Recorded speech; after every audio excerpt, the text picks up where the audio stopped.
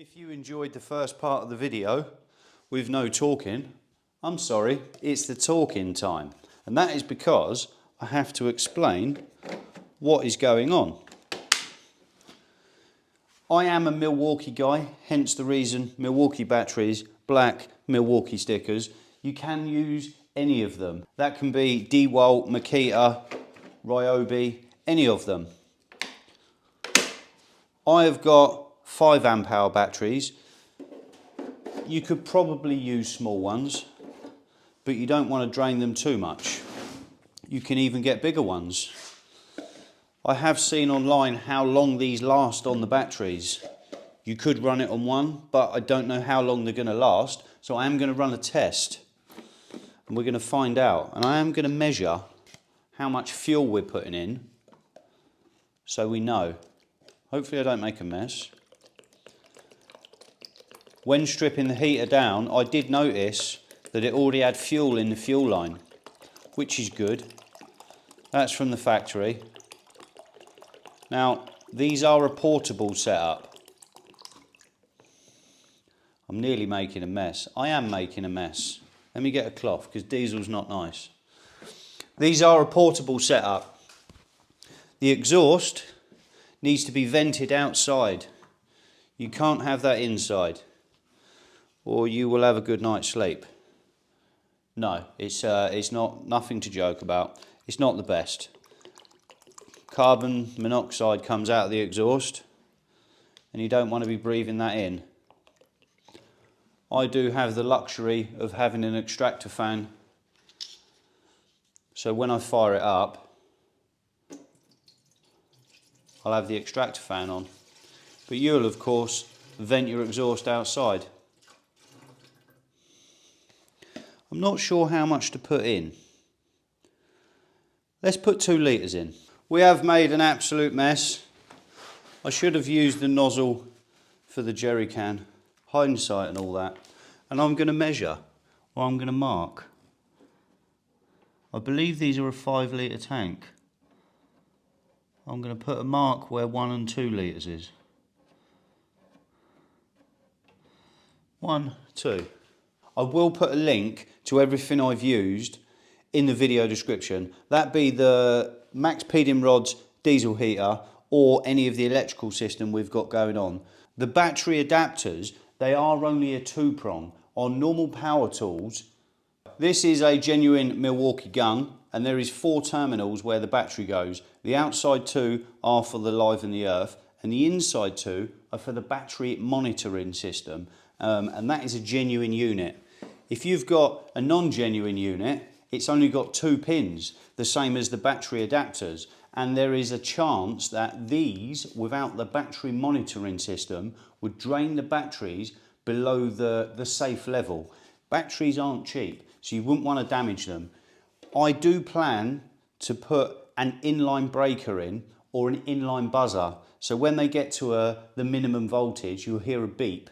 Then, even when the diesel heater's running, you could literally swap one battery out, put that on charge, stick another battery in, then swap them, and you could keep the heater going without having to turn it off, because one will run it, but just keep an eye, if you do this setup, on the voltage of your batteries. Milwaukee's do have a battery tester, so we can see. I could probably tidy the wiring loom up a little bit. I did cut it short, I did solder the wires nicely. I've done my best for a quick time, but we could put some black sheathing over the wires. I haven't blocked the intake. We've got the air filter coming up the side. No more chit chat. Let's fire it up. Hopefully it works. Start to work. If you heard that, so this is the Max Pedium Rods kit, and they are a little bit more money than your average heater, but they come with top quality stuff. Some people are worried about errors and stuff, or things going wrong. Well, this heater will actually tell you the error or what is wrong. Not only that, the accessories that come with it are a lot better. You've got the nicer ducting, you've got all the nicer Jubilee clips. It even comes with a roll of the heat-proof matting, which is very nice. Gloves, all the good stuff. And it does also come with a little toolkit, because you can service these after a certain amount of hours, and it comes with the toolkit. Absolutely brilliant. Worth spending the extra money now. And in the first part of the video, where there was no talking, there's loads now, you could see that it had the green top pump, and the green top pump is the later one, and it's the quieter pump, and they are so much quieter, because the early ones, the cheap ones, they do get a bit of a tick on and make you feel like Captain Hook. Anyway, this is just a first time fire up, genuinely first time fire up. Tomorrow I'll run a test. I haven't tried it yet. This is as good as it gets. A red or black lid would have been nice. I did paint the cage and I did paint the handle as well. Well, I can hear the pump. It's a little bit ticky now because there isn't no fuel in it. As soon as some fuel gets in it, it quietens right down. And again, there was fuel already in the line from manufacturer, so it should fire up first time. If it doesn't, you might have to start it and stop it a couple of times after bleeding the fuel out. I will do a test and time how long the fuel lasts and how long the batteries last. And I'll also do what I mentioned a minute ago. I'll try and flip one battery out for a charged one while the heater's running. I need to put the extractor fan on because we don't want to get smoked out. Well, the heater's definitely had time to heat up and it is absolutely roaring. I have got the extractor fan on. It's showing 11.9 on the screen. It is a 12 volt regulator, so it will drop anything you put into it down to 12 volt. And it is a 20 amp hour regulator. I'm just going to check the batteries. Still 4 bars. Let's turn it down.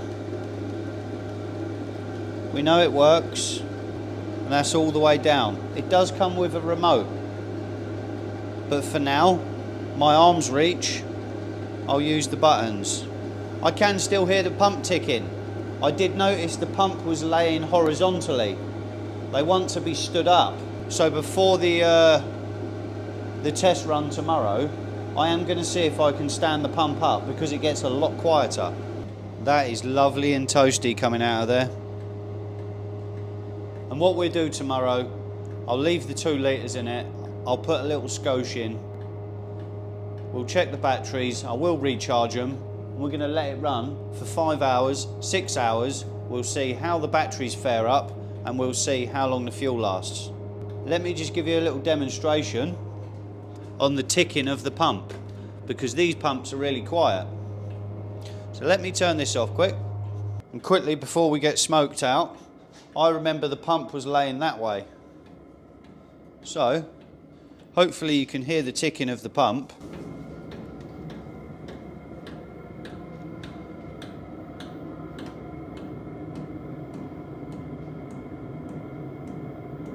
Hear how much quieter that is stood up?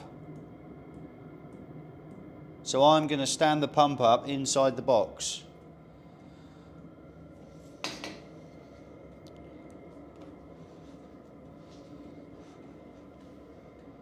Nice and toasty. So let's turn it off and we will recap tomorrow. And listen to what the heater says. It talks to you. Bye-bye. Bye-bye. So if you get an error code come up, you do have to listen carefully, but it tells you. And for safety reasons, and we have got some Chinesium stuff on here, when the heater's cooled down, I am going to unclip the batteries as I don't want my workshop to get a bit toasty overnight.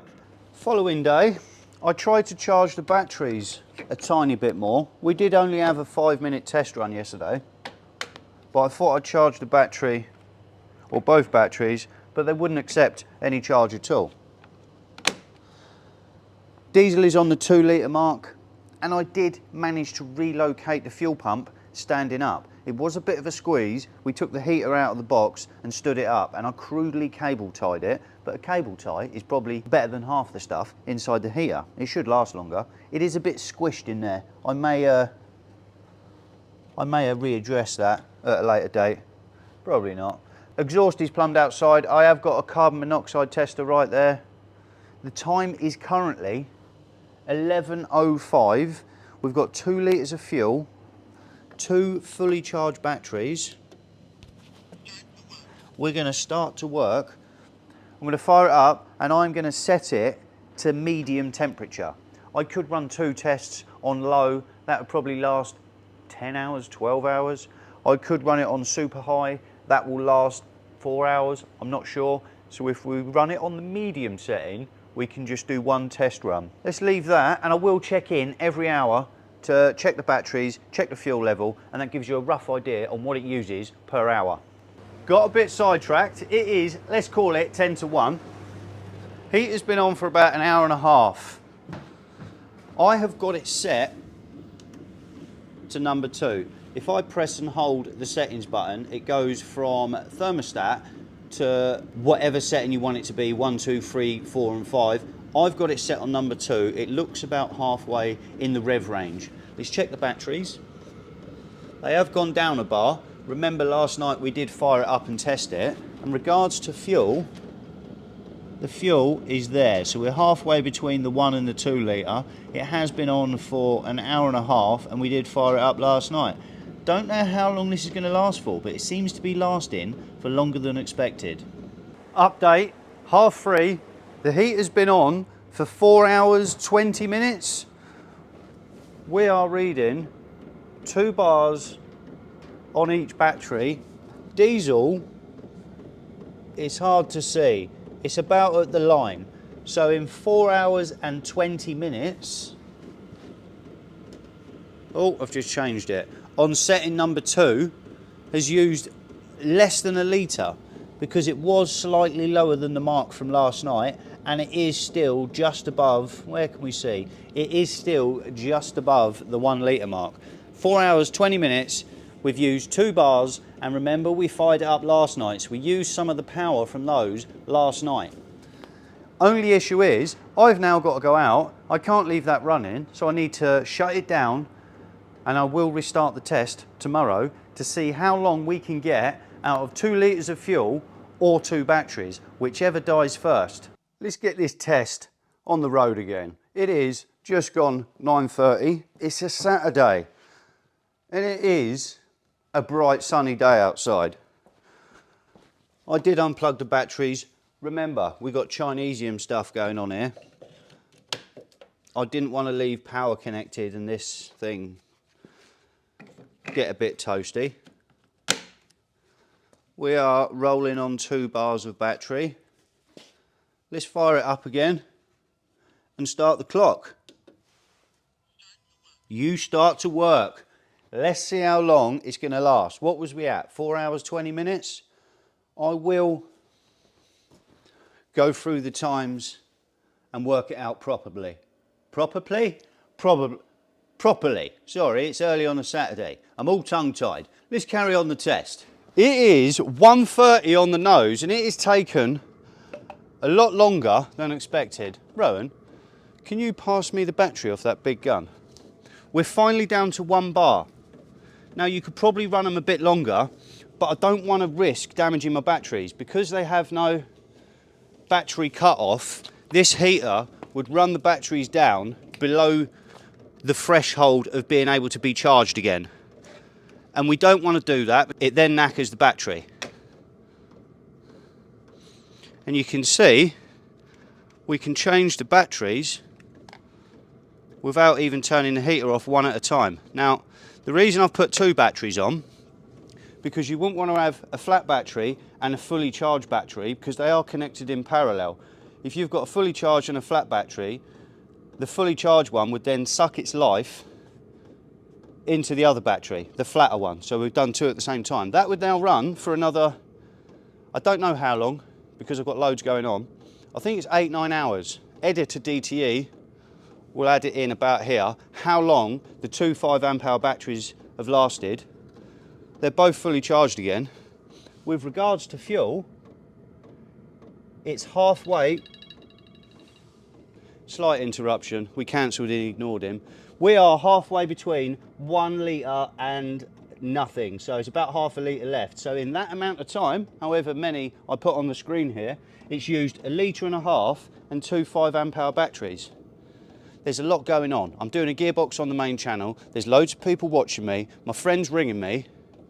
Let me gather some thoughts and we'll recap.